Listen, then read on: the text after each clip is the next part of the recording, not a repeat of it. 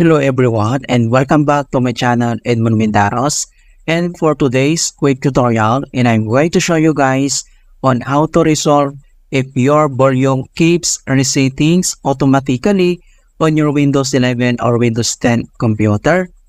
So it doesn't matter what you say your volume level 1, you notice that every time your computer starts, the volume gets set back to the default seemingly predetermined level. And without further ado, and let's go ahead. So all you have to do is to open up on the search menu, and then dito ay kailangan mo lang i-type yung control panel, and then click mo tong open. And then dito sa right side, i-click mo lang tong arrow na to and category, and then select mo lang dito yung large icon para makita mo lahat yung settings. And then next step ay kailangan mo lang select dito yung sounds. And then dito sa sounds, ang gagawin natin dito ay select mo lang dito yung speakers. Okay, so click mo lang yan. And then right click. And then select mo lang dito yung properties. And then dito sa speaker properties, dito sa taas ay select mo lang dito yung advanced. And then dito sa advanced, so baba ka lang under dito sa signal enhancement. So kailangan mo lang i-uncheck to. Okay, so uncheck and enable audio enhancement, so naka-uncheck siya. And then click mo lang ito, okay. And then pagkatapos yan, ang next step ay dito lang din sa taas ay select mo lang dito yung communication, so i-click mo lang yan.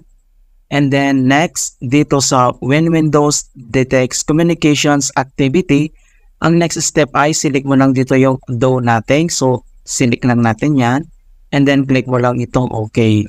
So after dito ay kailangan lang natin i-close ito, and then dito sa start menu, and then i-click mo lang itong restart. Okay, so after ka mag-restart, and then back tayo dito sa control panel, and then again click mo lang itong category, and then select itong large icon para makita mo lahat yung settings.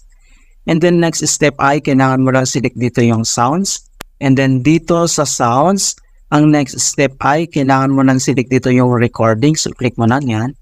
And then select mo lang dito yung microphone, yung pinakauna, so click mo lang yan, right click ka.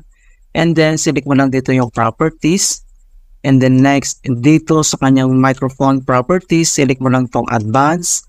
And then next ay, dito lang sa exclusive mode, and then kailangan mo lang i-uncheck tong dalawang actions settings na to. Okay, so uncheck mo lang yan.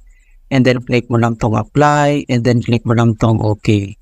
Ayan, so ganun lang po kasimple on how to fix volume keeps automatically resetting in Windows 11 or Windows 10.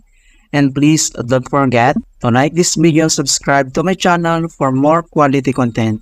Thank you guys, and see you in my next tutorial.